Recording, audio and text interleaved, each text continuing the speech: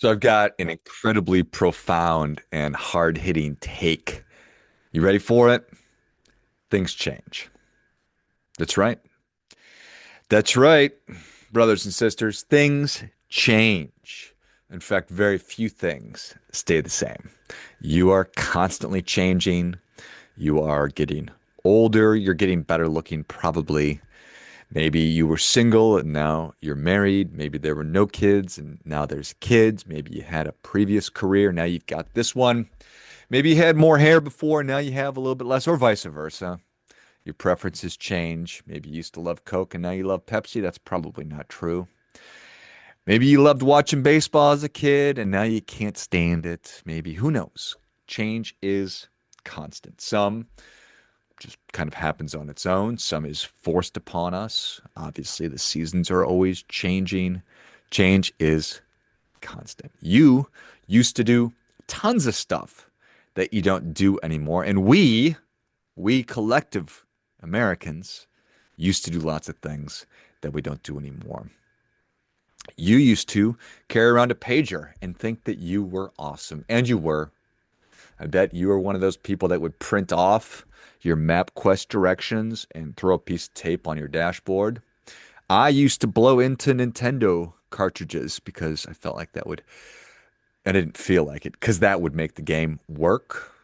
We'd have dial-up internet that we couldn't use if we were trying to make a phone call. I don't know that I ever smoked a cigarette on an airplane, but I've definitely smoked cigarettes in plenty of public buildings back when it was legal. I used to memorize phone numbers. I used AOL and would stockpile the discs. Oh my goodness. We would rewind VHS tapes before returning them. And if we didn't, we got charged for it.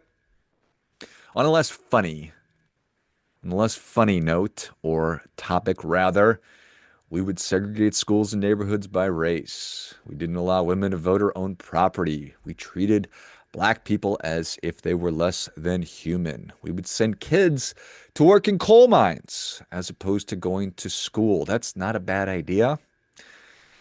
To settle arguments, we would duel with pistols, sometimes to the death. We would allow kids to get married off at age 13. Back to cigarettes, doctors would prescribe them for stress relief. Maybe not the worst idea ever, just kidding.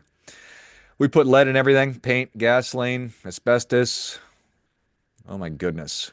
The medical stuff we used to do, we would bloodlet, so like just bleed to cure a headache, even a heartbreak. It's amazing. So much stuff. There was a time when we burned people at the stake because we thought they were witches. How about the Gordon Gekko style cell phone? Those are pretty sweet. I think I've written a check for groceries before. Did you ever buy encyclopedias or books from a door-to-door salesperson? Hmm. Remember waiting for your film to be developed? So that just meant that you couldn't take 1,000 pictures and delete them. Ever record a song off of the radio? You ever do that? That's a pretty awesome one. Yellow pages, floppy disks, carry cash, balancing checkbooks. Oh my goodness. There was a time in our country that it was illegal to drink alcohol. There was a time where you couldn't marry or have an interracial marriage. Women couldn't have a credit card in their own name until the 70s. Whew. We used to institutionalize left-handed kids to try to break them of that behavior. Oh my gosh, holy cow. It used to be that you couldn't go shopping on Sundays. It used to be illegal to be a gay person. Hmm. So, so many different things. So many different things. Here's the thing. Warren Buffett famously said, should you find yourself in a chronically leaking boat, energy devoted to changing vessels is likely more productive than energy devoted to patching leaks. Here's another take on that from the Bible, from Proverbs. The way of fools seems right to them, but the wise listen to advice. So, what do you do? What do you do when what you used to do no longer makes sense? When what you believe to be the correct way, the true way, the most efficient, expedient way, the best way, whatever, when it's no longer the case. Things change, facts change. The truth doesn't change. Information changes, we get more of it, we get smarter at looking at things, our understanding of the world and human beings changes. Everything changes. So, what happens when something that you've been doing for a long time just doesn't math anymore? It just doesn't make any sense. It's not easy because we believed it to be true this whole time. I've been doing this thing. So when we find ourselves in this position, what do you do? So it's this experience of discontinuity when your framework, your profession, your coping strategy no longer aligns with reality. So, first step is, which is the hardest, to recognize that and admit it that it's no longer effective. This doesn't work anymore. Then we need to let it go. We need to release it.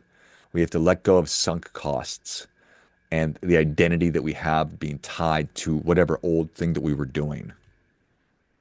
That sunk cost fallacy says, you know what, I've been doing this for so long, I just need to keep doing it. No, don't do that. You've invested too much to walk away from this. No, no.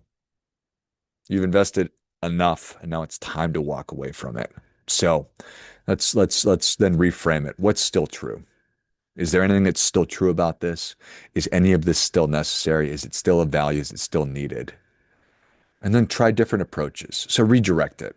Experiment with new approaches, even if it seems like it's not going to work or it's imperfect. Change gears, shift, pivot, and then reinforce.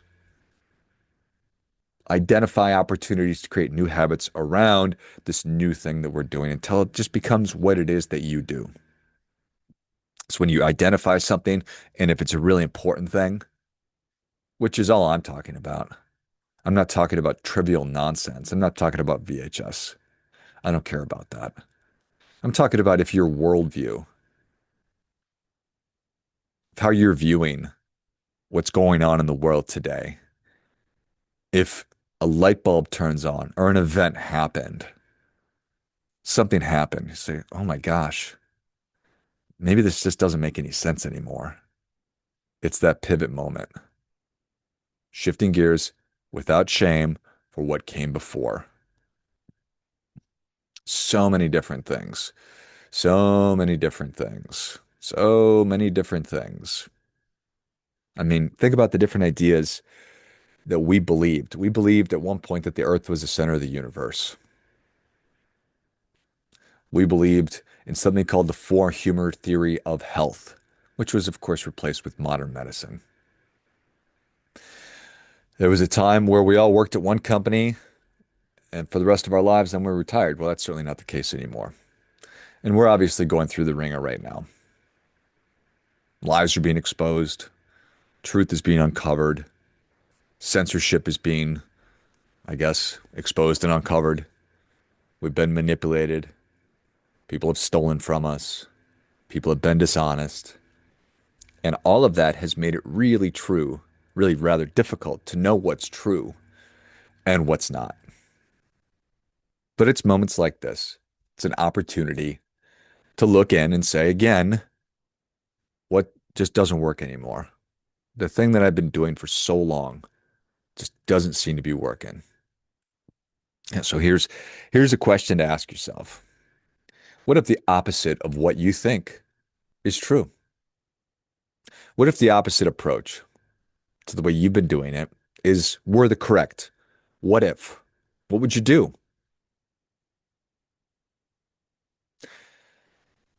If it's so ingrained in you that you don't feel like you could let it go, that could be evidence that you really need to let it go. When we start identifying ourselves and making some kind of an affiliation, who we are as a person, not just something we do, I think that that's a problem. I've talked a good amount about being an advocate for things, not being an activist for things. I want to be somebody who's working to advance something that they believe in an honest, kind, and reciprocal way in service of a high trust, high functioning society. And if you think that that's wrong, then I think you need to revisit your thinking. If you are of the mind right now that you need to impose your beliefs, your thinking on everybody else at any cost, by any means necessary, you need to let go of that. It's time to move on. You don't get to do that. For this whole enterprise to work, a functioning society, high trust, high functioning society, we need to approach it from a reciprocal standpoint, that we're working together, that we may have our oar on the opposite side of the boat, but we're still pulling in the same direction. Instead of you taking your oar out of the water and trying to kill me with it, let's examine why it is that we'd want to do that. Let's examine why it is that I'm trying to compel other people, that I'm trying to engineer the result that I think is the proper one, versus inviting people, working by invitation and kindness and honesty and reciprocity. If you are not operating from that perspective and that's not your MO, I think that you need to let that go. So, how do you do that? Well, I think that we have to be curious. We need to read widely. We need to open the aperture on our current understanding, our current knowledge level, our current know-how, and understand that while history may not repeat, it certainly rhymes. And the human story is one that repeats over and over again in some form or fashion. And that's good news because we've got lots of mentors and lots of people that lived to old age to develop wisdom that wrote stuff down that we're able to glean from. We're able to read, look at, and make decisions as to whether or not this makes sense to me. And if I think that there's an opportunity to change the way that I'm thinking and feeling and interacting with the world and my thinking. I think that we need to detach our identity from the actual activity. You are not some old job you had, and you are not some method you used to employ. It's not who you are. You are you. What you did in the past is your past. Your feelings are your feelings. It's not you.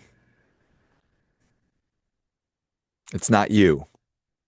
You are not those things. And start chipping away at it. Take small bites. Figure out small little ways to start moving more towards the thing that you want versus taking huge swings. I think that the more you can be around open-minded people, an open-minded person, that really does mean that my mind is open to new ideas, that my mind is open to challenging my existing ideas. That's what's so great about ideas is that you can move on from them. You can discard old ones that are no longer serving you and get new ones that maybe are. But as you're going through that sorting process, a lot of you're gonna have crappy ideas. A lot of them are gonna be really bad. And that's exciting. Nothing better than a bad idea when you discard it. Nothing worse than a bad idea when you hold on to it. That's what we're talking about. Holding on to old ways and to old beliefs. And I'm somebody who considers myself more of a conservative than a progressive. And I think a lot of people think of conservatism as, oh, I'm just going to keep doing what I've always done. And that's not the case at all. Not the case at all. I am committed fully to the realization of my fullest potential, which means I am constantly interested in leaving behind the past versions of me in preference of better ones. So I'm, by very nature of everything that I'm doing, I'm progressing towards something different, something better. So it's an interesting way to reframe the idea of conservatism versus progressivism. There's always going to be good, true, right things that we want to hold on to because that's what binds society together. Without that, it doesn't work. But that's not our ideas. So I think that there's a Stoic idea, it's amor fati, which is the love of fate. And what it is, it's an opportunity to start viewing endings as an opportunity for something new. So think Phoenix, Phoenix from the ashes. A forest fire is an awful thing, but it does allow for new life to spring forth. And sometimes it's actually required to do that. Do not be conformed to the pattern of this world, but be transformed by the renewing of your mind. From Romans. So I guess kind of in closing, I want you to be honest. At the very least, be honest with yourself. You want to BS me? Okay, that's fine. But don't BS yourself. Interrogate your reality. Think about what you're doing right now that's no longer working. And how do we move on from that? And I invite you in this process to be courageous. I invite you to be kind. I invite you to be honest. Be willing to say, I'm wrong. And then be willing to say, I'm sorry. As always, do your part by doing your best.